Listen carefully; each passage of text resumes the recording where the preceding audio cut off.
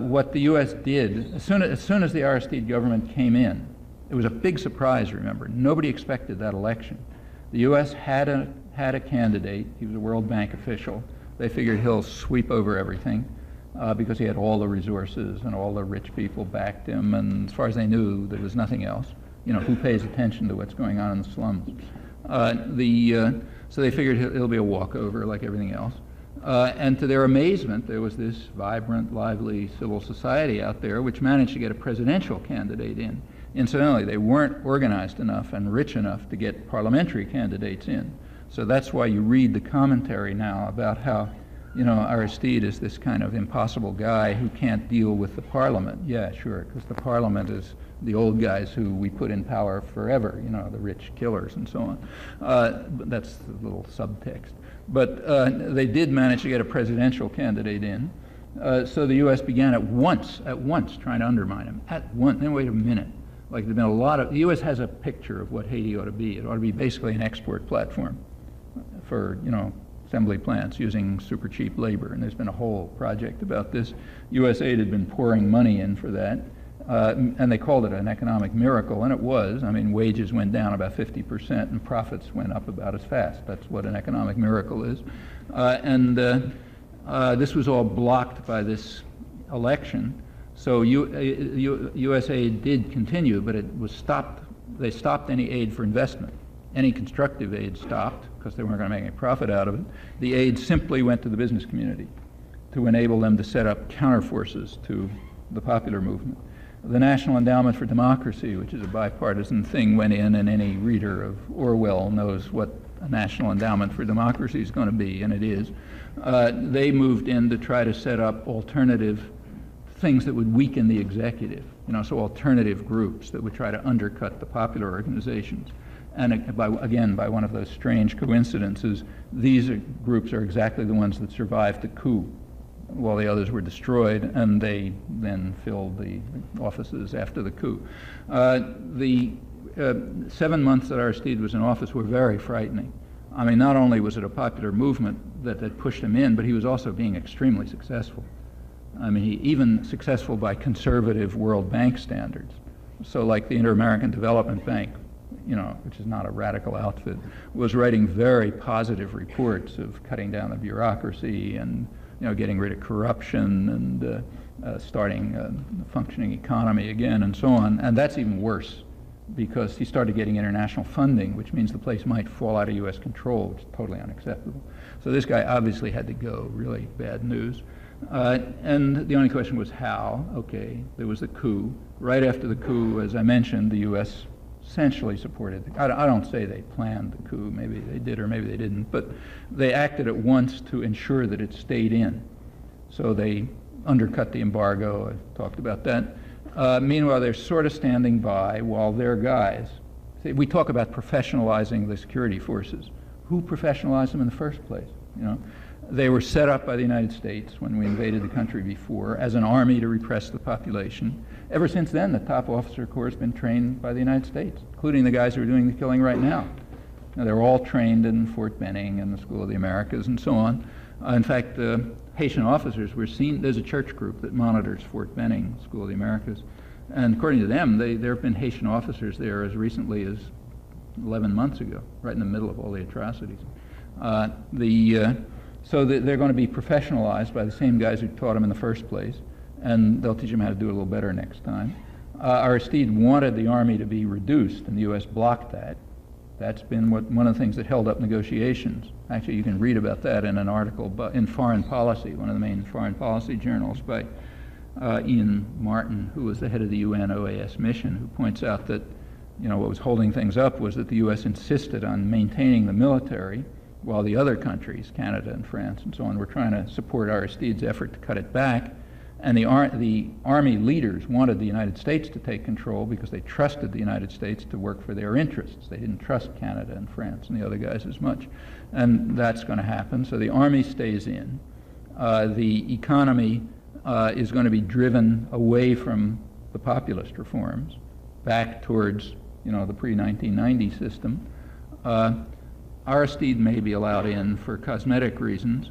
A centerpiece of of Clinton's speech the other night, if you heard it, when he was sort of trying to build up some steam for the invasion. One of the rhetorical centerpieces of it was his statement that, Aristide has shown himself to be a true Democrat. Namely, he has committed himself to step down in 1995, and not to run again for office as the Constitution demands. And that, as far as I can see, there has not been a whisper of comment about that in the American press. The obvious has been pointed out in the Canadian press. The obvious is that the Constitution does say that he's got a 5-year term, but it doesn't say what happens if 3 years of that 5-year term are spent in Washington while the guys who were trained by the United States are decimating your popular support. It doesn't say anything about that. So you can interpret it in two ways. If you really have a passionate hatred for democracy, you'll interpret it as meaning he goes after the 5 years. If you believe in democracy, you'll say when he gets back in, if ever, he'll pick up where he left off and finish up the 5-year term. But I can't find anyone, any commentator in the United States yet, whose hatred of democracy is so limited that they can even see this point. So he's out. He'll come back, and I presume they'll try to get him back in a couple of months. Aid will start in maybe 6 months or so. That's what they're saying now. It'll go to the business sectors, meaning he can't do anything for his constituency. They're intimidated and decimated.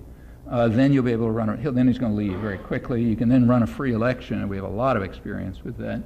I mentioned the one in Guatemala. There are a lot of others like it. We'll run a free election. Everybody's scared out of their wits. They vote the way you tell them to if they bother to vote at all. And they know that if you don't, your children are going to get cut in pieces and left in a ditch. So therefore you vote the right way. And then, the press here writes about it's a romantic age, Thomas Jefferson's back, and so on and so forth. You can see, you can write the scenario right now, because we've been through it so many times. We've been through it over and over again. It's exceptionless.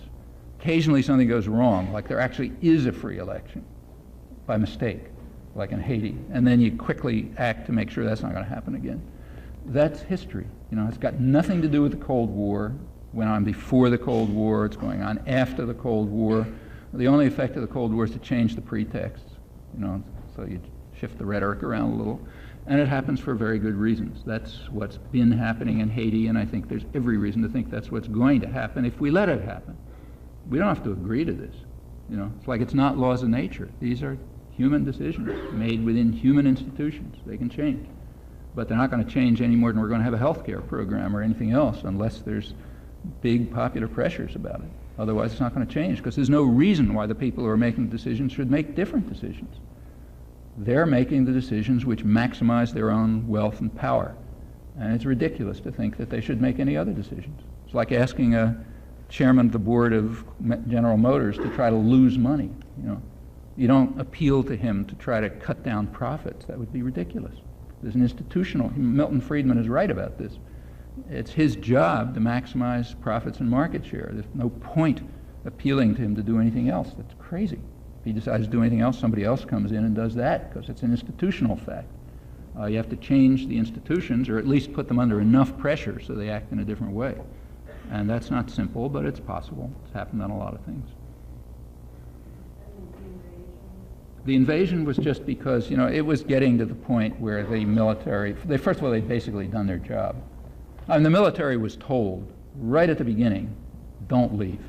And they were told it in a way which everyone understood. The way they were told was, do your job, do it as long as you want. When we tell you it's enough, stop, and then you'll live in luxury for the rest of your life. That's basically what they were told.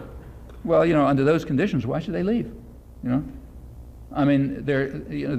were essentially told, look, when it's over and we tell you to go, you'll go, and we'll either put you on a jet and send you off to France like we did with Duvalier, and you can take half what's left of the treasury in your pocket, or else we'll allow you to live up in Pétionville and wait around a couple of months, and then we'll set it up so you can run for office and win like we just did with Riosmont. Why should they leave? So they didn't leave. It finally got to be a bit of an annoyance. For one thing, the military was beginning to cut into the interests. See, these military thugs have a way of getting too big for their britches. They start cutting in on the interests of the moderate sector of the business community. That's another technical term. Moderate sector means the guys who don't think you just ought to slaughter everyone and torture them and rape them and so on. Rather, you ought to save them so that they can work for 5 cents an hour in an assembly plant. That's the moderate sector. And these guys were beginning to cut in on the interests of the moderate sector. Like, they were cutting in on their monopolies, and they were making too much money, and, they were weakening their power and so on. So, they got to tell them to go. Okay, they told them to go. That's what's called the invasion. They wanted them to go, they could have told them 3 years ago.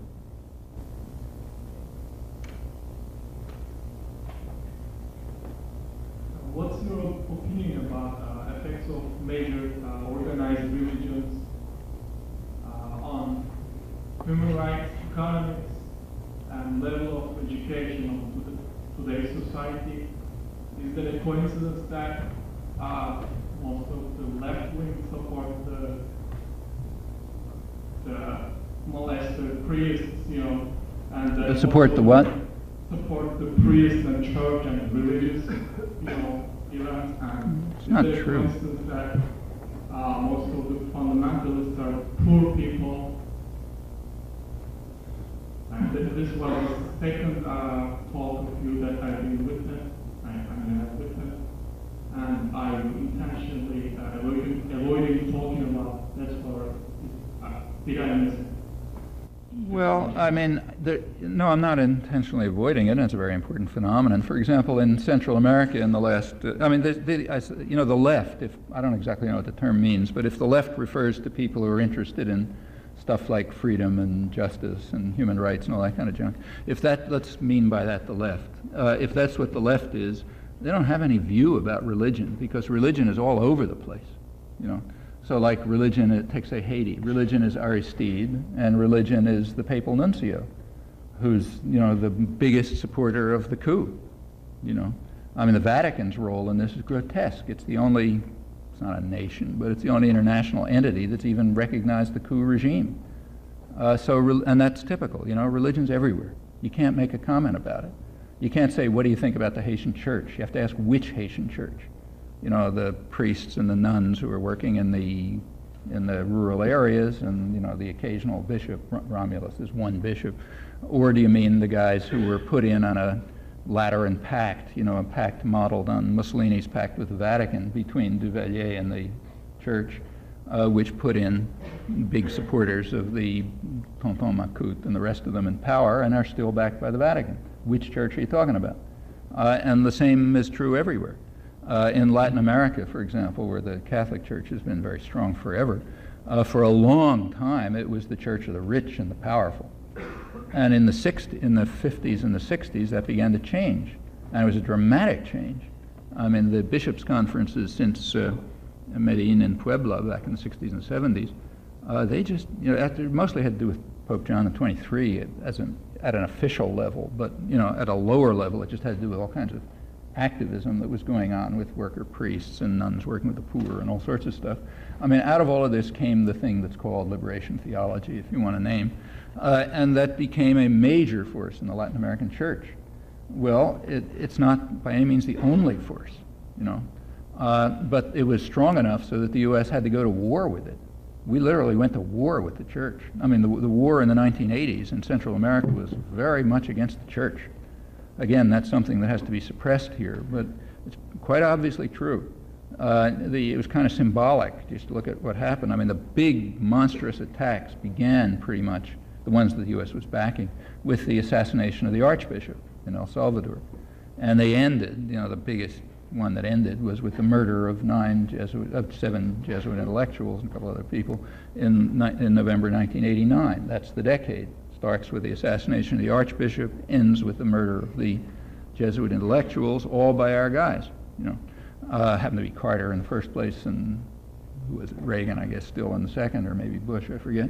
But and that was what was going on in between. I mean, the church really got it in the neck. And it's because they were on the wrong side. They were on the side of the population. They were pursuing the preferential option for the poor.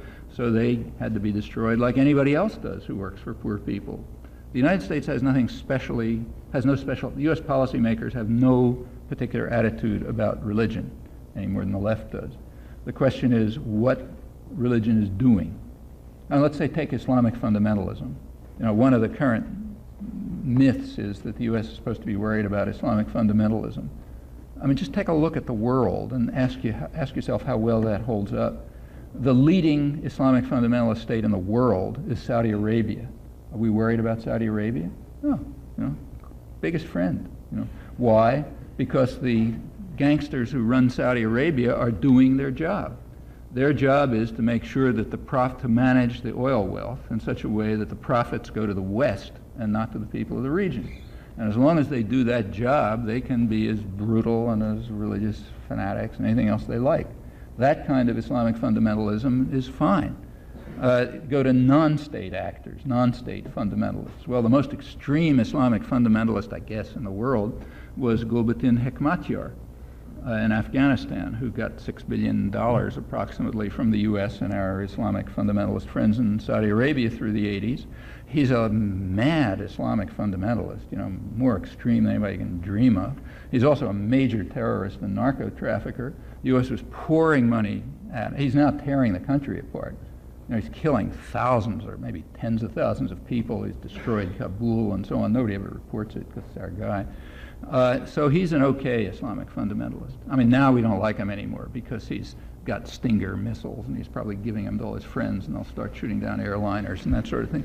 But, as long as he was working for us, he was a good Islamic fundamentalist. He's working against us, he's a bad Islamic fundamentalist. And the same is true of secular nationalists and priests and, anybody. The question is, which side are they on, not what do they believe in. So there's nothing general to say about religion. You can talk about particular things which are different. As to why the poor are going to fundamentalist movements around the world, yeah, that's not an accident. Like you say, it's very good reasons for it. The reasons are that the secular alternatives have been destroyed. So take, say, the Arab world. I mean, secular nationalism and other secular movements have simply been destroyed. Sometimes by outside force, sometimes by internal factors. But whatever the reasons, they're pretty much gone. And if you're living in the Cairo slums, let's say, which means, like 90% of the people of Egypt, and, your kid is dying from some sickness, there's only one place you can go for medical aid, and that's the Islamic fundamentalists. They run clinics. They have free doctors who do things. They provide social services and so on. The government is for the rich. That's why we like it. But if you're among the poor, they're not going to do anything for you. And as a result, the fundamentalist movements do organize among the poor. They also offer people something culturally and psychologically, kind of like a vision. Maybe it's a crazy vision, whatever you think about it, it's something. It's something you can be committed to, some kind of hope for the future, some way of working with other people, whatever. I mean, a lot of ugly aspects, but that's, but it's, you look across the board, you can see why it's working. Kind of the same reason why Farrakhan is having a lot of success here. Whatever you think about them, they're offering something to people. Nobody else is. Since the U.S., and in fact, it's not just us, like anyone with any power, is going to try to block any constructive initiatives that will cut into that power, what you're left with is the things that somehow can survive, and they grow out of popular soil typically, and right now they happen to be taking fundamentalist forms. I mean, just a last comment on fundamentalism. The United States itself is one of the most fundamentalist countries in the world. I mean, by comparative standards, we rank around Iran, literally, in terms of people's beliefs and, religious fanaticism and stuff like that. We're very different from any industrial country. There's another one that comes close. So, this is an extreme fundamentalist country, and there's all kind of speculations as to about why that's true, but part of the reason may well be, as a lot of political scientists have thought, that it reflects the absence of democratic institutions. I mean, we have formal democratic institutions, but the population knows they don't work. Half the population in the country thinks that the system is so corrupt that both political parties ought to be simply disbanded. Well, okay, you got half the population thinking there is no political system at all. It's going to be a big impetus to look for something else. And one of the things that we don't have functioning organizations that enable people to get involved in the political arena, like unions, for example, or political clubs or things like that. It's a business-run society. It has, to a large extent, succeeded in imposing kind of like a business ideology, gain wealth, forget about everybody else. People react to that in various ways, and one of the ways they react is religious fundamentalism. This is a very different country from, say, the Cairo slums, but some of the dynamism is similar, I think. So I think it's a proper question, an intriguing and complicated matter, but has a lot of different facets to it. Quick question, Professor. The first one has to do with the mainstream press wanting to look at this new book by Hugh Pearson called Shadow of the Panther, talking about the advice and corruption of the Black Panther Party movement. There is no talk of the Chicago police and police around the country going after the Panthers and the FBI. I would like to know if you can comment on that. And second, the Urban League has put forth a new platform along the lines of bootstrap capitalism, liberty Washington nonsense. I'm sorry, Ken. I didn't hear the last part. Bootstrap capitalism, saying that we have to do the kind of things that Farrakhan talks about, take care of our own, get into businesses. Do you think the way to success and Black emancipation is for Black people to become the heads of IBM and General Motors? Thank you. Well, on the first part, that's an old story. Actually, I had a lot of personal experience with that, it turns out. I was with a group that was a resistance sport group that was maybe the first white group, or one of the first white groups, to get involved with the Panthers back in the 60s, just when they were getting started. And so I had a lot of personal experience. Actually, I was at Fred Hampton's funeral, the guy who was murdered in Chicago, one of the very few white faces there, in fact. But what you describe, what you allude to, Tom described, is exactly right. I mean, the Panthers were they were an important. There weren't a lot of people. They have big publicity, but not many people.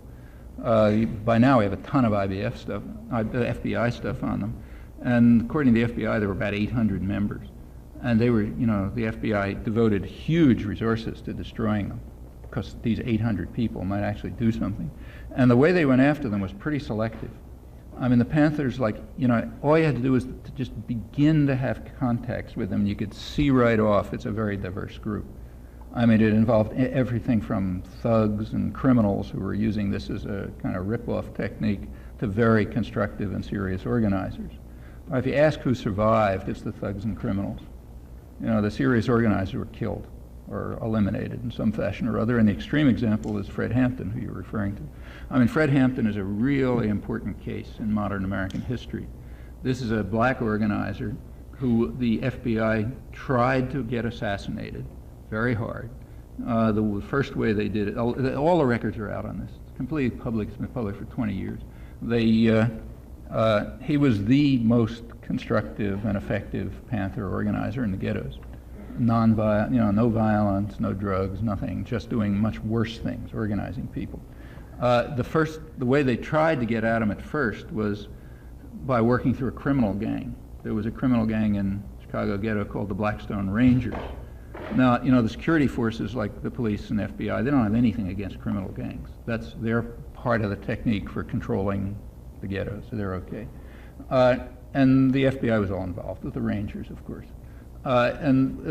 They sent a letter it was kind of like comical, fake black dialect, written by some guy sitting in a Washington office, dear brother or something or other. I mean, it's comic. You've seen it, I'm sure. It's comical to read, saying, that there's this guy, Fred Hampton, and he's taken out a contract on you, written to Jeff Ford or whoever it was who was the head of the Rangers. The idea was to try to get the Blackstone Rangers to assassinate Fred Hampton for him.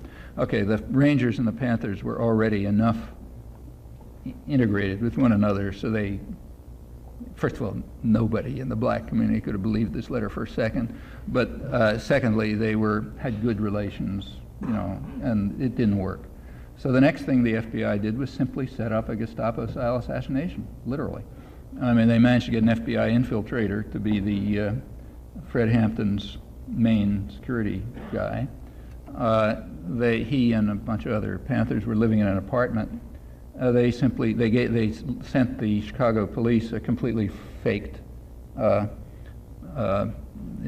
the FBI report that these guys had guns and this and that and the other thing, and they got the police to break in at 4 o'clock in the morning and just murder them in bed, probably drugged. There was at first a kind of like a pretense that the Panthers had fired and this and that and the other thing, but that all blew apart. And they finally had to concede what was true. It was just a straight Gestapo-style assassination. Okay? I mean, of all the crimes in the Richard Nixon era, there isn't one domestic one. I mean, I'm forgetting the internationals. There's not one domestic one that even comes close to this. You know, I mean, compared with this, Watergate isn't even a Tea Party. It doesn't even exist. You know, this is part of a program that goes way back. Goes back to the late '50s. Kennedy built it up a lot. Continued through Johnson. You know, Nixon extended it. Technically, it's supposed to have terminated in 1975 when it was exposed, but nobody knows. It's just nobody's investigated since then. Well, okay, that's, you know, and that's the selective, and the Panthers were destroyed. But it wasn't just the Panthers. I think the whole black community was just devastated. You know, there were all sorts of things going on in the 60s, and they were treated kind of like the Haitian popular movement. You know, I mean, they can kill 4,000 people because this is the United States, not Haiti, but similar, you know. It's kind of like the similarity between death squads that murder children in Brazil and the way we take care of them here. It's, you know, rich countries, you do it differently. But sometimes it went down to straight murder, like in the Hampton case. Well, okay, that's, you know, no more Panthers.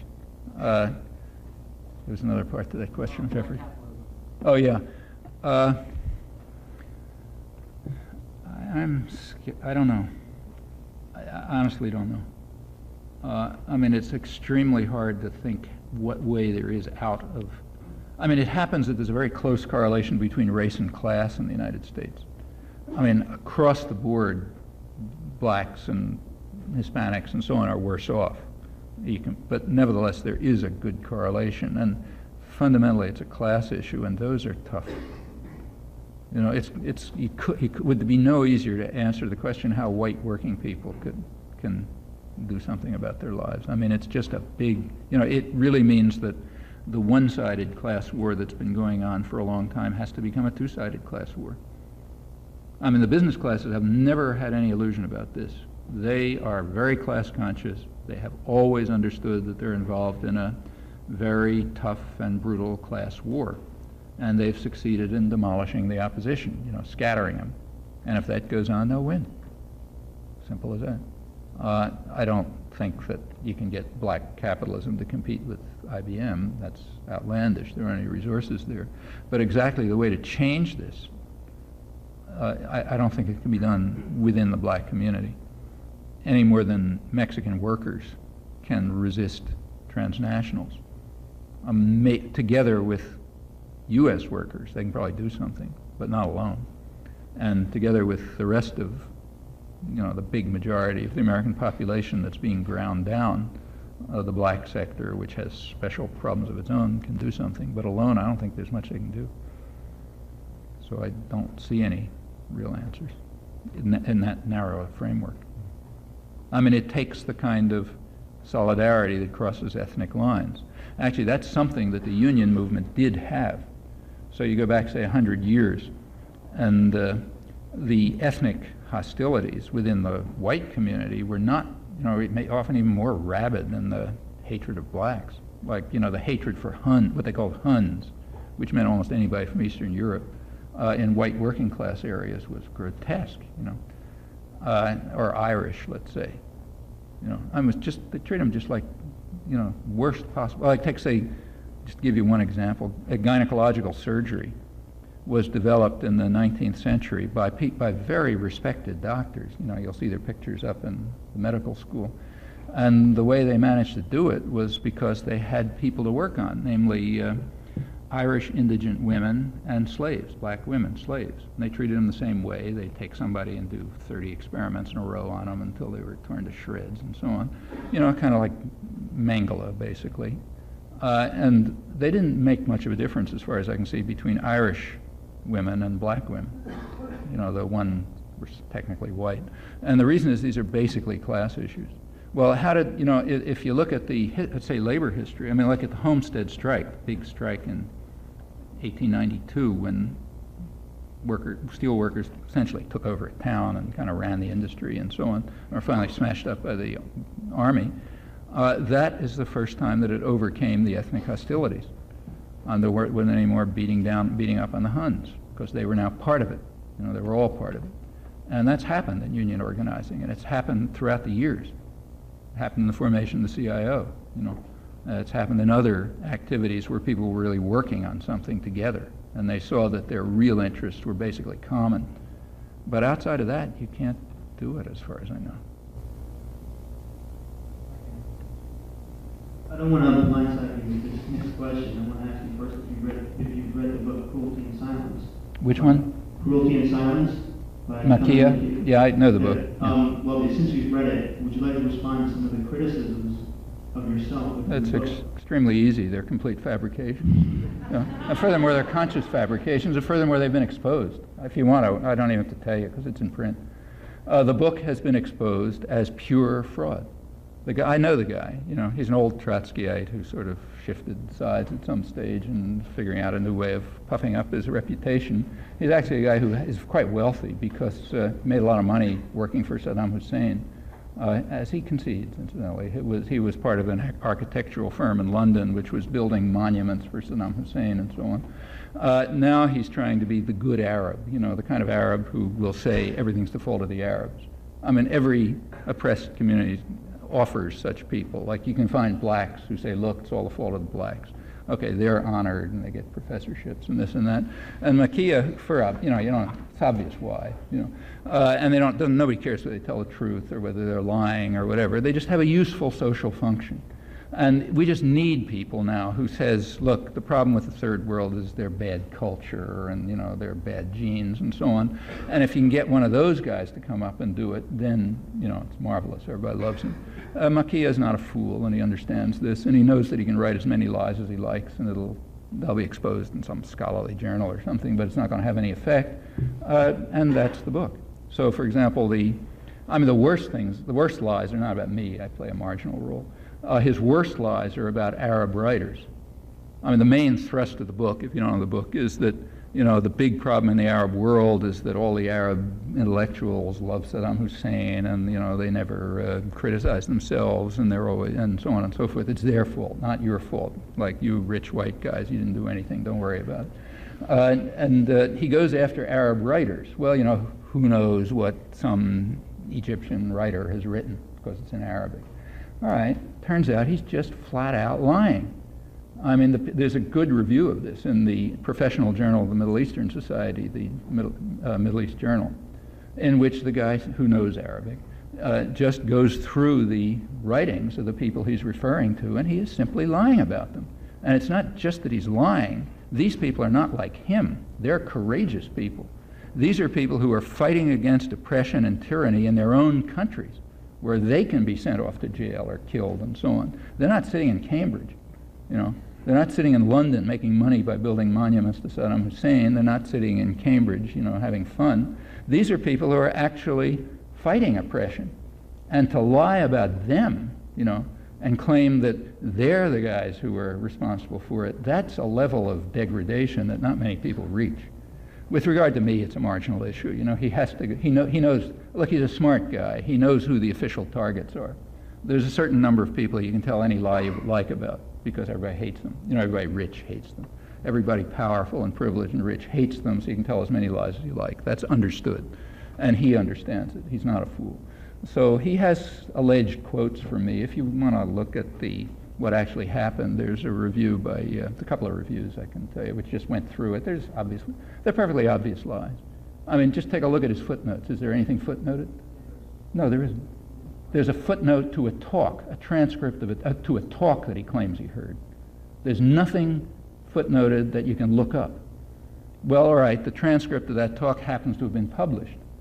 Okay, so for example, I don't remember the whole story, but one of his big things is he says that I called on Kuwait to have democracy, but I didn't say it about Iraq. All right, you take a look at the talk, which is in print. It was published by Open Magazine because of these guys tape it and so on. It doesn't say that at all. What it says, it ran through the various proposals that had been made, that were on the table, that many people had made about a negotiated settlement. I just went through them all, Well, one of them happened to be for a plebiscite in Kuwait. So I quoted. What was your main proposal? Pardon? What was your main view? Oh, he knows exactly what it was. My main proposal was that there were, in fact, significant options for a negotiated settlement. In fact, at the time, up until the bombing, starting in late August, Saddam Hussein had effectively offered to withdraw. And the United States didn't want him to, because they wanted to have a war. So, and in fact, this was mostly suppressed in the press. But the facts are there, and it's by now conceded. The withdrawal proposal that Saddam Hussein had made was in fact supported by about 60% of the American population, 2/3 of the American population, right up to the bombing. But they didn't know they were supporting it because it had been suppressed. I was not suppressing it, and my proposal at the time was we should explore it. We don't know if it's serious or not. The only way you can find out if it's serious is by exploring it. The U.S. is refusing to do that. It has flatly refused to follow the diplomatic track. In fact, back in late August, Thomas Friedman, the Times diplomatic correspondent, kind of let the cat out of the bag.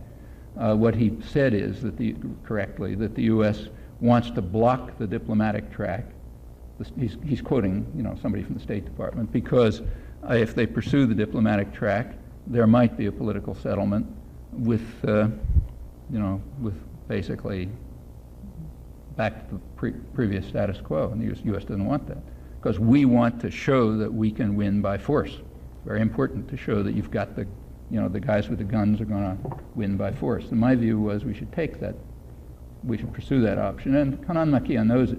Incidentally, you can find out easily what my view was, because it's in print all over the place. Here's something you can't find out, what his view is. See, his book is about silence. He claims the Arabs were silent about what you could do. Well, there was, in fact, one Arab who was totally silent, Kanan Makia. From the time of and you can find this out, from the time of the invasion of Kuwait up until March 6th, that is after it was over, there is not a public word on this topic from Kanan Makia. I mean, he has 2 or 3 articles, but they're mostly devoted to things like denouncing Edward Said. That was the big issue at that time. But there is nothing said about what we should do. All right? Now, it's not that he had any problem getting in the press. I mean, he would have been all over the place in the press. Everybody's dying for it. Like at MIT, where I was, we wanted Iraqi dissidents. There were Iraqi dissidents, good, courageous Iraqi dissidents, not frauds like him. And if we could ever find one, one of the main ones actually came through from London.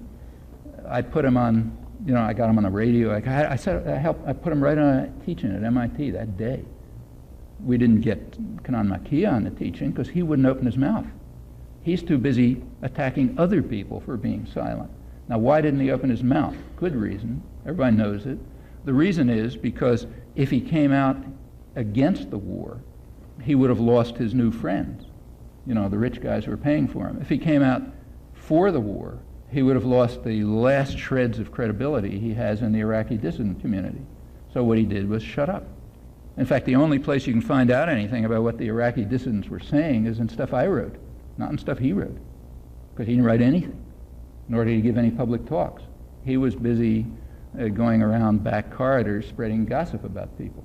And the book is just full of outrageous lies, which have been exposed in print if you want.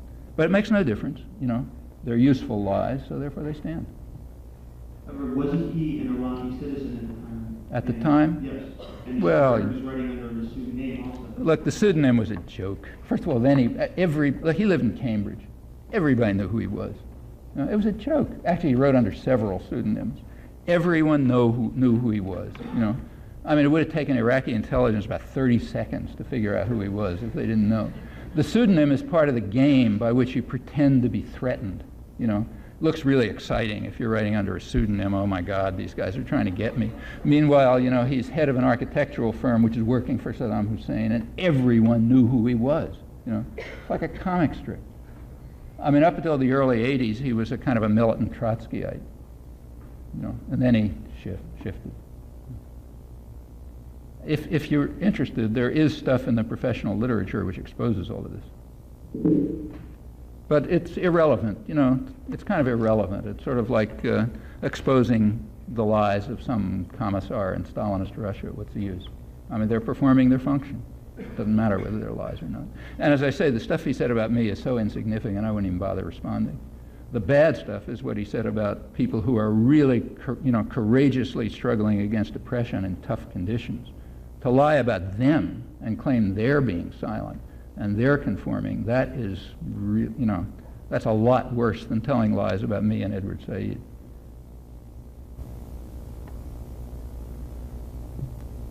Mr. Chomsky, one of the main features of the world economy today is that scarcity of capital is what is driving global interest rates. How do you think this is after 1800? Sorry, the last, I didn't get the last. After 1800. After 1800? The capital is flowing into areas where yields are higher. How do you think this is going to impact the top-down style of functioning of the multinational corporations? And the related question is that where do you view the concept of countervailing power in this new setup? I didn't get the last part. How do you view the concept of countervailing power? Of countervailing power? Yeah. Well, first of all, about a shortage of capital, I don't really agree with that. There's a huge amount of capital floating around in international markets. It's just changed in character. In fact, there's the World Bank, their latest estimate is about $14 trillion of capital in international transactions. That's way beyond what it used to be. It's just shooting up. However, its character has changed. If you go back to 1970, about 90% of the capital used in international exchanges and stuff was for investment and trade, about 10% speculation. By 1990, those figures had reversed. It was 90% speculation and 10% trade. The last estimate I've seen, which is by a pretty good international economist, David Felix, is that today it's gotten to 5% investment and trade and 95% speculation. So what's happened is a huge growth in the amount of capital, but a complete shift in its, a really radical shift in what it's used for. It's used for speculation for currencies, really. Well, there's some reasons for that.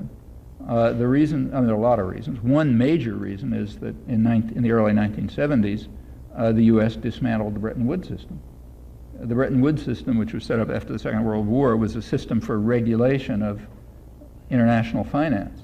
So the basic idea is that the dollar, the United States had all the money in the world at that time. So the dollar was fixed against gold and other currencies were fixed against the dollar. And there were various mechanisms to adjust here and there, when you had problems. Well, that system made the U.S. basically the world's banker. And it was an enormous shot in the arm for U.S. corporations. In fact, that started off multinational corporations, which were mostly U.S. at the time. It enabled them to take over a large part of the world economy. However, by around 1970, the U.S. couldn't sustain that role anymore. And since we're the big guys and we do what we feel like, Nixon just dismantled it, simply dismantled the system. Well, ever since then, it's been a system of, of unregulated international exchanges, and of course, it's gone totally insane. It's what one of the leading international economists, Susan Strange of the University of London, or London School of Economics, I guess, called casino capitalism. The way you make money now is by speculating against currencies. And the telecommunications revolution, which came along in between, makes it really easy to do this very fast. So last estimates I saw, there's more than $1 trillion a day moving from one financial market to another. Well, that just completely overwhelms the total resources of even rich countries, let alone minor ones. That's why you get the headlines you get in the newspapers these days. When the U.S. economy starts to grow a little bit, there's fear. They're always worried about the fear of growth. Like there might be jobs and there might be production. And that's a problem. You got to stop that. So therefore the Fed raises interest rates. I mean, I'm not telling you anything you don't know. It's on the front page of the newspaper all the time. Well, yeah, that's because speculative capital wants stable currencies. They don't want, they don't want inflation, because then they lose if you're in the bond market and stuff. So what you've got is this fantastic speculation against any currency that might, if some country, even a rich one like the United States, the top one, but certainly any smaller one, if they start to carry out national economic programs that would, say, stimulate the economy or redistribute or something like that, they're going to get an attack on their currency. which will destroy it, because governments can't withstand this anymore. There's too much capital around, and it's too free. And therefore, you're going to have to back off those policies. So there's basically no national economic planning. This is, Paul Volcker, who's the former head of the Federal Reserve Board, just chaired a study on this, where they attribute about 50%, there's been a very sharp decline in the growth rate worldwide since 1970, and they attribute about 50% of that decline just to the effect of speculative markets. James Tobin, who's another Nobel Prize-winning economist, came out a couple of years ago with a proposal for, I think it's a sensible proposal. Actually, the UN may take it up, so it may actually hit the papers, in which case Wall Street will go berserk. But he came out with a very sensible proposal for a tax on international financial transactions, meaning like if you shift your money, from francs to, marks or something, because you're speculating against maybe some change in the interest rate, there should be a tax on that.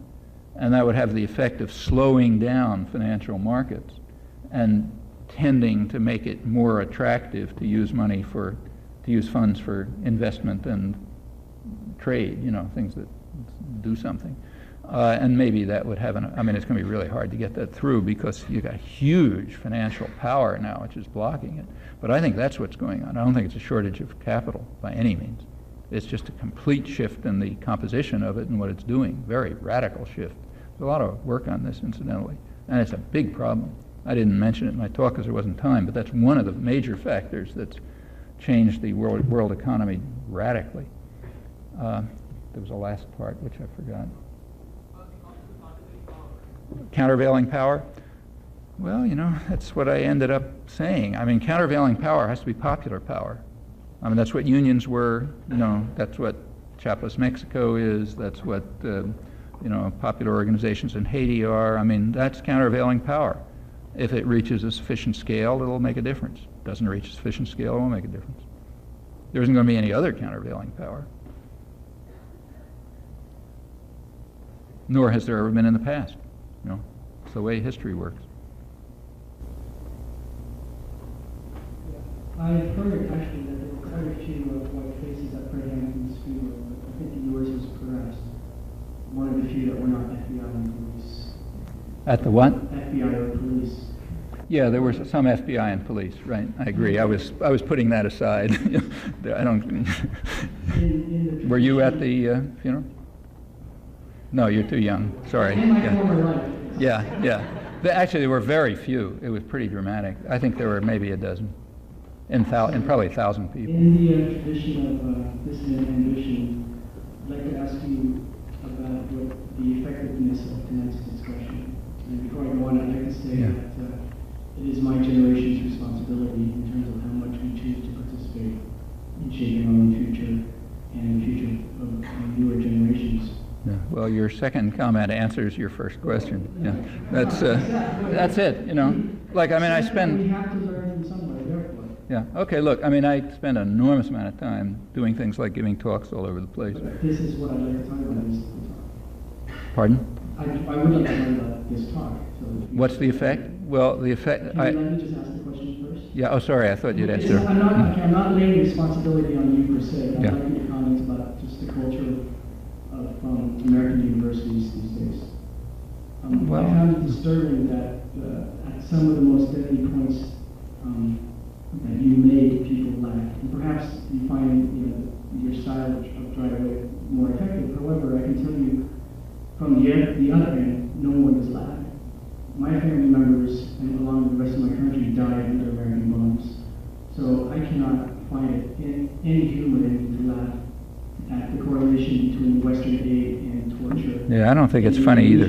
Yeah, However, so again, I'm not laying the responsibility on you, but Yeah. I have a 3-point critique. And the first one is, obviously this is academic, so at the academic level, the kind of information that you've provided tonight is extremely crucial. But there seems to be no, and people perhaps are grasping a theoretical understanding of it, but there's I don't sense a connection between mind and soul. Second point is, you seem to be placing all the responsibility on the American government and American corporations. And that, to me, tends to any responsibility for exercising democracy to change their country's foreign policy. And the third point, which kind of brings it all together, which is these kinds of discussions, I feel, tend to sanitize a lot of very deadly issues going on around the world. And especially for those of us coming from the third world, there's nothing sanitized about it. So in that sense, it all seems to me to lead to a form of complacent inaction, because by providing people with a theoretical understanding, they feel like they understand it, but there's no inertia for going out and making changes. Yeah, I mean, I can't comment on style and technique. That's for you to decide. You know, you're the judge, not me. But the last point is basically accurate. I mean, if you just have information and you don't do anything about it, you might as well read comic books. So the only point of all of this activity, which a lot of people, I'm one of them, have been involved in for years and years, is to try to be part of active, ongoing popular movements. Actually, to tell you the truth, I don't talk any differently when I talk to poor people in Nicaragua or the West Bank and Palestine or anywhere else. And you can discover that, if you like, by reading what I write, because some of what I've written comes straight from there. For example, the book that somebody mentioned a book that I'm coming out with that happened to be based on lectures delivered in Cairo. I had a book 10 years ago, which is based on lectures that delivered in Managua, mostly to non-academic audiences, just people who could somehow figure out a way to get there while the electricity was off. And I don't talk any differently. Maybe it's the right way, maybe it's the wrong way, I don't know. It's the only way I know how to do it. And the only, so if there's a better way to do it, I think people ought to do it in a better way. But the main point is, if it's just something you store away in the back of your head and you say, oh, isn't that interesting, and then you go on with the rest of your life, it was a waste of time. In fact, I was going to say, before I realized that your question hadn't been ended, that, for which I apologize, that I spend a lot of time giving talks. Often, it'll be some state university with 2,500 people there and stuff. And one thing that has struck me over and over again over the years is that very few people, or sometimes no one, is set up for a follow-up. Like, there are plenty of people who, when they hear something about the world they don't like, want to do something about it, but they do not know what to do. And the only people who can tell them what to do are the people who are doing it in that place. The people who are sitting outside and manning whatever the right word is, the desks, and giving out the literature and telling them, why don't you come to my meeting next week, and here's where we're working on. Those people can tell you what to do, and if they're not there, it's just like you say. It's, maybe changes the way you look at things, but it's not useful. So, for example, I gave a talk not unlike this in Geneva a couple of weeks ago, organized by the Women's International League, incidentally. And it was all third world people.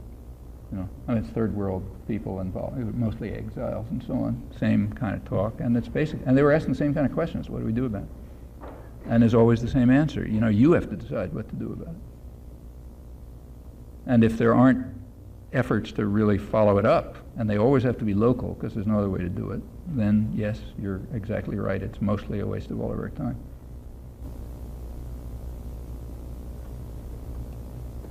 I've been impressed that around about 2.5 hours you've been discussing capitalism, that you mentioned the word socialism or communism.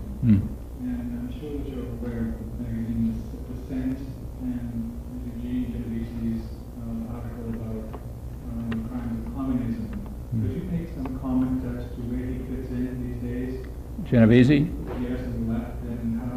Well, I thought that... I don't want to ask you directly the question which he asked himself and answers, but could you comment on what you knew and... Oh, I know now what I knew when I was 10 years old. I mean, I know it in more detail now. But when I was 10 years old, I already knew well enough that Lenin and Trotsky had destroyed quickly, within months, every socialist element in the pre-Bolshevik period, and that they had done it for quite principled reasons. They were the two kinds of reasons. Partly they were orthodox Marxists, and it was against the iron laws of history and all that kind of stuff, which if you know the Marxist canon. for a revolution to take place in Russia. So they were running kind of holding action until it took place in Germany, at which point they'd be a backwater. And part of the reason was because they were just brutal authoritarians of a kind who Bakunin had talked about 50 years before when he said that the segment of the intellectual class is going to use the popular movements as a technique for gaining power, gaining state power, and then they'll create the most brutal autocracy in human history while destroying every socialist tendency, and they were part of that. And if this wasn't obvious to you, I mean, it was obvious to me when I was 10 years old, without knowing a lot of facts, back around 1940, say 12 years old, I don't want to exaggerate. At that point, I certainly understood it pretty well. And now I know more facts. I don't know any more about the Gulag because I already read George Maximoff and plenty of stuff that was around at that time, which is much probably more accurate than what's around today. And I know the same thing now. So, it's as far as the end of the Soviet tyranny is concerned, that's a gain for socialism. And it's just like the fall of Hitler was a gain for socialism. It eliminates a barrier to it. Now, Gene Genovese has a different history. He was a Stalinist all his life. So, until a couple of years ago, he was a very, as he says, correct, he was a deeply committed Stalinist. As for the editors of Dissent, they were a little different. They were committed Leninists, including Irving Howe, until around 1950. So like about when they were grown up already, they were considerably older than I was, but they were certainly old enough then to have understood what should have been obvious to anyone.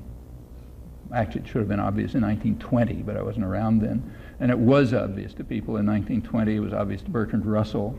It was obvious to Rosa Luxemburg. It was obvious to the major intellectuals of the socialist movement, like Anton Pannekoek and others, the leading intellectual, the Second International, way on the left of Lenin, incidentally. It was certainly obvious to the libertarian socialists, the whole anarchist movement, and independent socialists like Russell. All that was obvious by, certainly 1920, no later. If people insisted on hanging on as Trotskyists or Stalinists, means they just were anti-socialist. Well, okay. For those guys to come along now and tell people who always were opposed to this stuff that they've discovered something, that's nice, but I'm not interested because I knew it when I was 10 years old. What more is there to say? I mean, they want to play their game for obvious reasons, but it's not any game that we should be involved in my opinion. We should recognize what I think is true. I've written about it plenty myself, that the Bolshevik revolution, so-called revolution, it was really a coup, was really a counter-revolution, which placed state power in the hands of a highly authoritarian, anti-socialist group, which within a couple of months had destroyed the factory councils, had destroyed the Soviets, had dismissed the Constituent Assembly because they knew they were going to lose, and had eliminated every popular movement, and had done exactly what Trotsky said, turned the country into a labor army under the control of the maximal leader. That was mid-1918. I mean, since then, there hasn't been a shred of socialism in the Soviet Union. Now, of course, they called it socialism, but they also called it democracy. They were people's democracies, the purest form of democracy. They were socialism. The left, the West, the big propaganda system in the world, of course, just laughed at the democracy part, but it loved the socialism part, because that's a way to defame socialism. So if you think that the fall of the Soviet Union is a blow to socialism, you ought to also think on the same grounds that it's a blow to democracy. After all, they call themselves democracies too, so why isn't it a blow to democracy? It makes as much sense. It's only when it gets filtered through the Western propaganda system that it's not a blow to democracy, but it is a blow to socialism. But, there's absolutely no reason to play that game, whether you play it in Dissent or in The Nation or on the right or anywhere else. Expose it for the fraud that it is. His comment that the ideology is flawed. What ideology? The ideology of totalitarianism? Yeah, it's deeply flawed. I mean, they were the initial modern totalitarians. It has nothing to do with socialism. They destroyed socialism within weeks. They didn't wait. By 1918, it was finished. And they knew it, like it's not a secret. They knew it. I mean, in fact, Lenin, as soon as he sort of got grips of things, after he said, he moved to what he called state capitalism, which is what it was. It had nothing to do with socialism. Socialism, I mean, you can argue about there's no point arguing what the word means, but what it always meant at the core was that producers take control of production. working people take control of production, what's sometimes called industrial democracy. That was the absolute core of it. Well, you know, there was more socialism in Germany, in Western Europe, than there was in Russia. You know, Russia's about the most anti-socialist place you can imagine since 1918. Had wage labor, had super exploitation, had no element of workers' control or involvement or participation. And that's just pure, you know, what's it got to do with socialism? It's the exact opposite on every point. As I say, the West liked to call that socialism while laughing at the fact that they called themselves Democrats. But that's for purely propaganda reasons. I mean, unless you're committed to being part of the Western propaganda system, there's nothing to say about that issue of dissent except to laugh.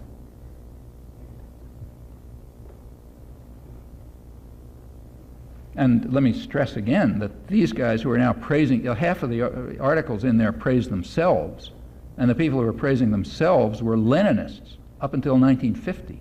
They had nothing to praise themselves about.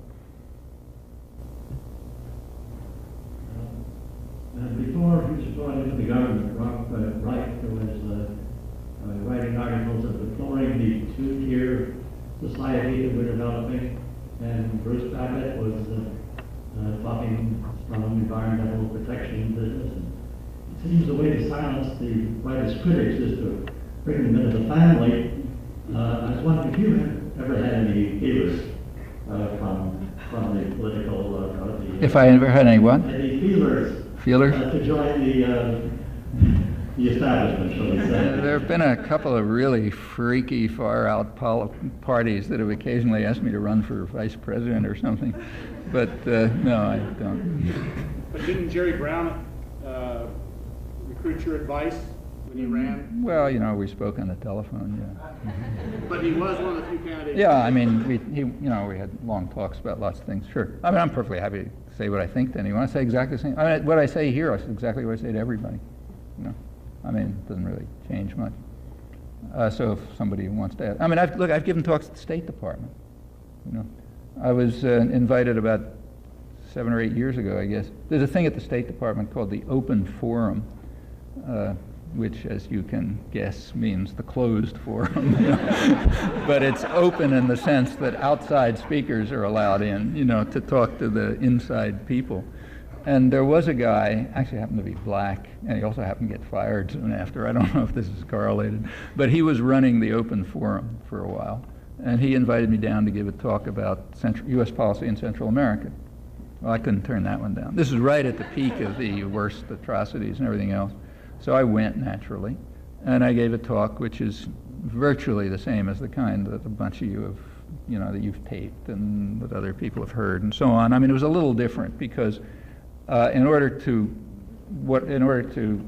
avoid irrelevant discussion, I kept strictly to U.S. government documents. So I didn't make any factual claim unless it came out of an internal document, and they're damning enough, you know. So I spoke only from the point of view of the internal records, so there would be no discussion about authenticity. And other than that, and the conclusions come out exactly the same. You know, it was a very strong talk. They had a huge number of people. They were very enthusiastic. They all came up afterwards, asking me to sign their books and that kind of, like any talk at any, you know, popular group. The only thing is they were all secretaries and, you know, like junior aid officials and people like that. I mean, there were a couple of ambassadors around the edge. I didn't even know what I was talking about. You know, I had lunch with the policy planning staff afterwards. It was like lunch with any faculty group. I mean, they're off. They don't even know what's happening in the world. You know, but sure, I'm happy to talk to them. But that's the limit. It's never going to get beyond that. I mean, unless they decide to commit suicide, which I don't see any reason why they should do. Last, 2 more. I've done some research on the United States involvement in Somalia and oil in Somalia. And I've also done a little bit of research on the United States corporate involvement in Sudan and Kenya and throughout the Sahara region of Africa. And the correlation between that and the draining of oil resources in the Middle East. And I'm wondering whether or not you've done any research on that, on the United States involvement in Saharan Africa, draining of oil, because places like Bahrain and Oman, they're tapping the oil resources. So They're what? I guess they're running out of their oil. Oh, they're resources. not running out. They're not. No. I mean, maybe Bahrain, maybe, but not Saudi Arabia. Yeah. I mean, Saudi Arabia's got. Yes. Yeah. Yeah, but still oil. Yeah, there'll be a limit. Yeah. Contributing as much as they were, after the oil shock in the 1970s to their economy. And I was wondering if you can comment Yeah. on what you're saying. I mean, look, the oil corporations are always looking for oil, and there haven't been a lot of surprises about this. I mean, if you go back to their records in the late 40s, they didn't have everything straight, but they pretty much knew, and now they know more. The reason why there's more diversification after 1973, when the oil price went up, doesn't have anything to do with discovering new oil. It has to do with the fact that the oil companies, and indeed the U.S. government, were not very much. In fact, the oil companies were very favorable about that was when the oil price quadrupled. Remember, in 1973, the oil companies were all for it, and the U.S. government was kind of ambivalent. The reason why the oil companies were for it was because as the oil price goes up, their profits go up even faster. And furthermore, when the oil prices got up high enough, as they finally did in 1973, they were able to bring online much more expensive oil that they'd already had, like Alaska and North Sea. But it was just they couldn't make enough profit by selling it, but now they were able to sell it. And that effect gives you the illusion of diversification, but it's mostly illusion. Though there's some. As far as Africa is concerned, yeah, sure, they're looking all over the place, but they haven't found a lot. And the business about Somalia, I think, was a misleading thing. I mean, what was pointed out at the time, and a lot of people thought was important at the time of the U.S. Intervention. Somebody wrote an article, a guy in the Los Angeles Times, pointing out something that was true, and a lot of people on the left picked it up, but I thought it was totally irrelevant. He pointed out that all the American oil companies are there. Well, that's true, and they were probably the ones who were most opposed to the intervention, because the only effect of the intervention is to make their operations harder. I mean, their intervention, it was obvious in advance, was going to end up being a catastrophe, and it was going to end up leading to a lot of anti-Americanism for good reasons. You murder a lot of people, they don't like you. And it was just going to make it harder for these guys to work. There was no way the U.S. intervention was going to improve their possibilities of getting oil out of Somalia, and it didn't. So I just don't think that was even a minor factor. In fact, if anything, it was probably a negative factor in the intervention. There was an article in some magazine about Somalia where they talked about how the United States merged with using the oil refineries or oil corporations plants as central points for their operation. Oh, sure. Look, I'm sure they would, but I mean, when the Marines go in, they're going to see if there's a white face around, and some guy, they'll say, "Yeah, I'll stick my office in your place."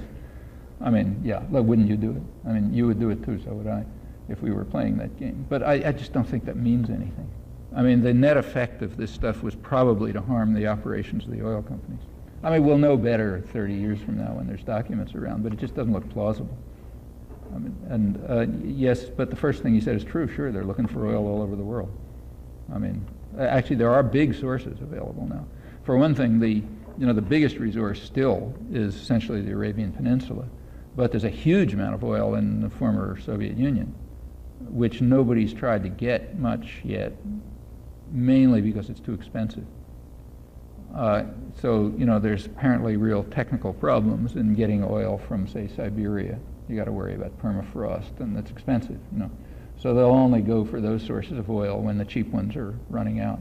They are getting oil now from Central Asia, which was part of the reason the oil prices are going down is because a lot of oil from the Russian Empire is entering world markets through Western corporations.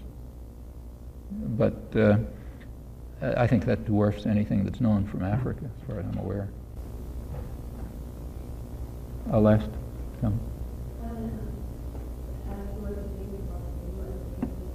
About the U.S. aid to to Israel? Israel? Yeah, about the fact that this aid could be seen as financial justification for the West Bank and Gaza for 7 years, and now the United States is started a handshake between Saudi and Gaza. Yeah. Well, even speaking of U.S. aid to Israel is misleading because that's off the chart.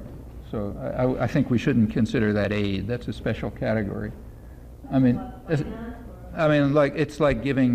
if we were giving aid to, New York City. You know, I mean, Israel is just a totally owned subsidiary. You know, it does jobs for us, and we finance it. That's not really aid. The jobs it does are several. There's a local job, a regional job, namely it's one of the regional gendarmes, which incidentally helps protect the ruling monarchies and the oil dictatorships. So, you know, they're totalitarian states, so we don't get documents from them. But if we ever do get anything, I'm sure we'll discover that Saudi Arabia and Israel have been pals for years. You know, and in fact, there's enough evidence around to indicate it. The U.S. system for the region, which was just taken over from the British, is that there are local managers, you know, who have to be weak because you have to make sure they're going to do what you say. And their job is to ensure that the wealth of the region goes to the West, not to the people of the region. Okay, that's the Saudi Arabian dictators and, you know, guys who run Kuwait and so on. And there's plenty of documentation on this. But you got to somehow protect them from the people of the region, because the people of the region have never quite understood why the wasting wealth of that region should go to the West, not to them. They're, you know, they don't understand. So they cause trouble. And you therefore have to control them somehow. So there's been a network of regional gendarmes, what were called under the Nixon doctrine local cops on the beat, who kept order. And that was, it's better to have them be non-Arabs, because non-Arabs are better at killing Arabs for various reasons. So it's been Israel, Turkey, Pakistan, Iran. Under the Shah, that was Iran's main function. In fact, there was a tripartite alliance between Iran, Israel, and Saudi Arabia, about which we know a fair amount. And then, of course, in the background, there's the U.S. and Britain with all the muscle, in case anything goes wrong. So that's the system, and people who are in that system have rights. You know, so the local managers have rights, obviously. The regional gendarmes have to be maintained. In fact, you look at U.S. aid, what's called U.S. aid. The top recipient, which is off the chart, as I said, is Israel. The second one is now Egypt, ever since they became one of the, you know, helpers in the region. The next one's Turkey, which is another one. The next one for a long time has been Pakistan. In fact, all the states that, it used to be Iran, you know. I mean, we lost Iran. They'd like to get it back. It's the states that surround that region are aimed at it, you know, to keep the people under control. Israel, over the years, has also ended up doing other services since the 60s. It's so dependent on the United States. It's like a almost totally bought affiliate. It just, and it has, you know, the things it can do. They're extremely good at military. It's a highly militarized state. It's a technologically fairly sophisticated, quite sophisticated state. So it can get very much involved in massacres and torture and terror and so on when the U.S. can't do it directly. Okay, so like there was a time when popular pressures in the United States around the late 70s and early 80s, popular pressures in the United States were high enough so that the U.S. could not directly participate in these near genocidal slaughters in Guatemala. So they got Israel to do it for them. And they moved right in, and they took over, and there's no protests, and so on and so forth. So there's that kind of, and that's all over the world. I mean, they, you know, that's the way they got Idi Amin in power and kept him there, Mobutu in Africa for years. I mean, you know, it's it's been true in the Philippines, it's been true all over the place, mainly Latin America. So those are secondary services. As long as they perform the services, they'll get U.S. support. As far as the Palestinians are concerned, they play no, you know, they just don't offer anything. They don't have any wealth, they don't have any power. Follows, they don't have any rights. Therefore, the U.S. has always been opposed to any political settlement that would recognize Palestinian rights. Now here the intellectual community, again, has had to, including the press, has had to be extremely disciplined. But the most elementary fact about this thing is that for 25 years almost, actually since 1971, the U.S. has just been blocking any diplomatic settlement in the Middle East. Every single one has been blocked by the United States since 1971. And the reason is they all involve something or other for the Palestinians, and the U.S. won't have that. The current agreement, one of the achievements of the Gulf War, in fact, one of the reasons why the U.S. insisted on the war was that it did show the world that we are going to run this region by force. In fact, George Bush put it pretty well when he defined the New World Order. He said the slogan of the New World Order is what we say goes. And if you don't believe it, look at the missiles falling on Baghdad. Okay, everybody understood, except, smart people here. But anybody who mattered understood. And they all capitulated. So, the Arab world backed off, the Third World backed off, Europe backed off. Europe had always been calling for some kind of diplomatic settlement. They stopped. And what was left was U.S. rejectionism, nothing else. It's the Oslo Agreement. Oslo Agreement is traditional U.S.-Israeli rejectionism to a T. Israel does what it feels like. The U.S.-Israeli plan has always been that Israel should essentially run the occupied territories. In fact, what they have set up now is something like what the South Africans set up in 1959. It's not the end of apartheid, it's the beginning of apartheid. They've essentially set up Bantustans, which will be under, which will have nominal independence. They'll be very small. They're cantons, a couple of cantons around, like Gaza. It's not Gaza Strip. Gaza City is a canton. Jericho is a canton. When they move a little further, Nablus and Tulkarm will be cantons. They don't want to administer the population. They never wanted to have responsibility for the population. That's a nuisance. What they wanted is the resources, the usable land, the cheap labor, and so on, and they'll take it. The other things, maybe they'll even call them states, like South Africa called its things states. And the United States will recognize them, And since we recognize them, so will everybody else in the world, because we have the guns. But basically, and in fact, Israeli commentators have pointed this out. You read it in the Israeli press very explicitly by their smart people, I'll give you some examples if you like. And it's exactly right. It's not like the end of apartheid, it's like the beginning of apartheid. And that's why everyone is so euphoric about it here. U.S. got what it wanted, as the guys with the guns usually get what they want. For the Palestinians, it's a complete disaster, except in the sense that, maybe the terror will stop a little. Israel's still torturing systematically. There's just a report that came out from Middle East Watch a couple of weeks ago about the continuing systematic torture, but why should they stop? The guys who are funding them aren't going to stop. About the U.S. aid, so-called, going to fund the settlements, yeah, of course. What else is it for? Obviously it goes for the settlements. It's a bookkeeping trick, whether you say it's going for the settlements or something else. It's the same money. You can take the money and use it for internal things inside the Green Line and say, look, you guys aren't funding the settlements. We're funding them with money that's released by what you're doing inside the Green Line. That's a joke. That's for journalists and things. But of course, your taxes are funding the settlements. They always have, and they'll continue to as long as you agree. Any U.S. aid that goes to Israel is completely illegal under U.S. law. Completely illegal. But so is most of our aid. There are laws that say you can't give aid to countries that are systematically abusing human rights. You can't give aid to countries that are involved in nuclear proliferation. There's all kind of laws. If anybody bothered with them, all the aid's illegal. But it's kind of not relevant. It'll become relevant if people here start to care about it. If they don't, it won't be relevant. Thank you.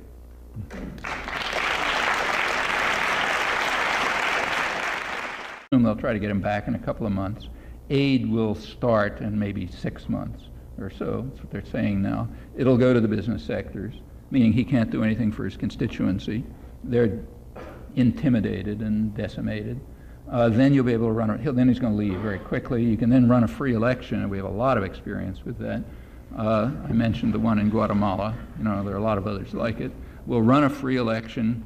Everybody's scared out of their wits. They vote the way you tell them to if they bother to vote at all. And they know that if you don't, your children are going to get cut in pieces and left in a ditch. So therefore you vote the right way. And then, the press here writes about it's a romantic age, Thomas Jefferson's back, and so on and so forth. You can write the scenario right now, because we've been through it so many times. We've been through it over and over again. It's exceptionless. Occasionally something goes wrong, like there actually is a free election by mistake, like in Haiti, and then you quickly act to make sure that's not going to happen again. That's history. It's got nothing to do with the Cold War. Went on before the Cold War. It's going on after the Cold War. The only effect of the Cold War is to change the pretexts, so you shift the rhetoric around a little. And it happens for very good reasons. That's what's been happening in Haiti, and I think there's every reason to think that's what's going to happen if we let it happen. We don't have to agree to this.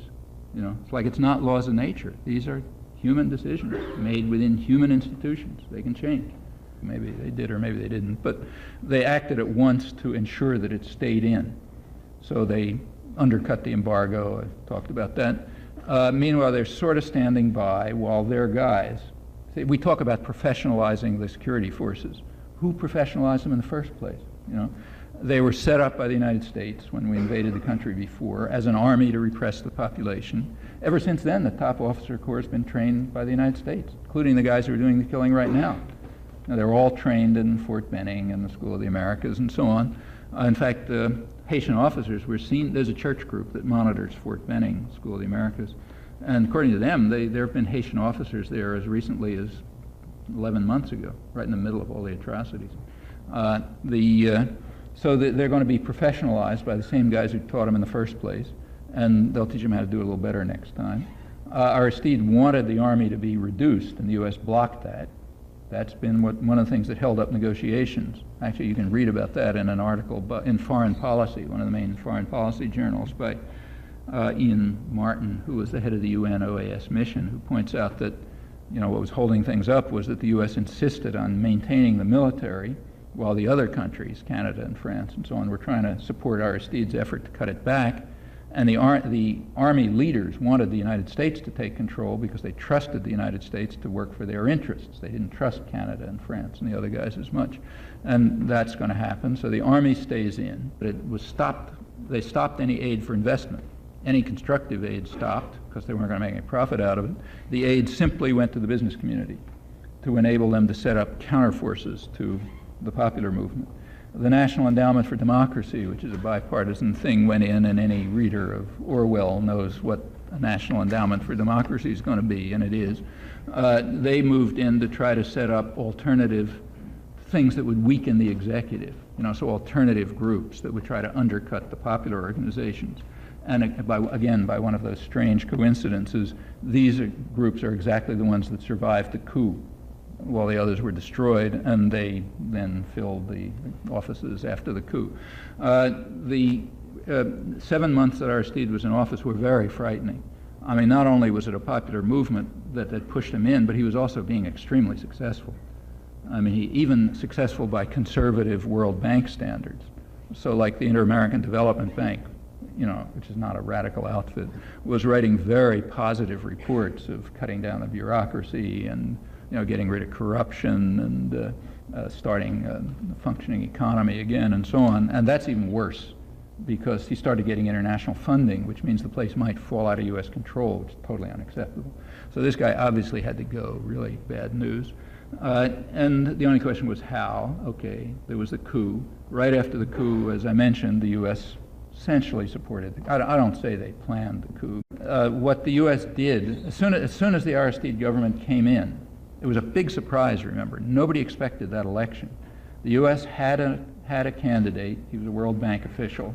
They figured he'll sweep over everything because he had all the resources and all the rich people backed him. And as far as they knew, there was nothing else. Who pays attention to what's going on in the slums? So they figured it'll be a walkover like everything else. And to their amazement, there was this vibrant, lively civil society out there which managed to get a presidential candidate in. Incidentally, they weren't organized enough and rich enough to get parliamentary candidates in. So that's why you read the commentary now about how, Aristide is this kind of impossible guy who can't deal with the parliament. Yeah, sure, because the parliament is the old guys who we put in power forever, the rich killers and so on. That's the little subtext. But they did manage to get a presidential candidate in. So the U.S. began at once trying to undermine him. At once. Then wait a minute. Like there've been a lot of, the U.S. has a picture of what Haiti ought to be. It ought to be basically an export platform for, assembly plants using super cheap labor. And there's been a whole project about this. USAID had been pouring money in for that. And they called it an economic miracle, and it was. I mean, wages went down about 50% and profits went up about as fast. That's what an economic miracle is. This was all blocked by this election. So U.S. aid did continue, but the economy is going to be driven away from the populist reforms back towards, the pre-1990 system. Aristide may be allowed in for cosmetic reasons. A centerpiece of Clinton's speech the other night, if you heard it, when he was sort of trying to build up some steam for the invasion, one of the rhetorical centerpieces of it was his statement that, Aristide has shown himself to be a true Democrat. Namely, he has committed himself to step down in 1995, and not to run again for office as the Constitution demands. And that, as far as I can see, there has not been a whisper of comment about that in the American press. The obvious has been pointed out in the Canadian press.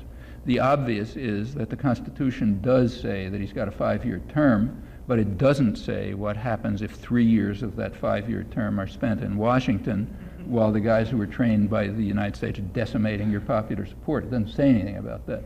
So you can interpret it in two ways. If you really have a passionate hatred for democracy, you'll interpret it as meaning he goes after the 5 years. If you believe in democracy, you'll say when he gets back in, if ever, he'll pick up where he left off and finish up the 5-year term. But I can't find anyone, any commentator in the United States yet, whose hatred of democracy is so limited that they can even see this point. So he's out. He'll come back, and I presume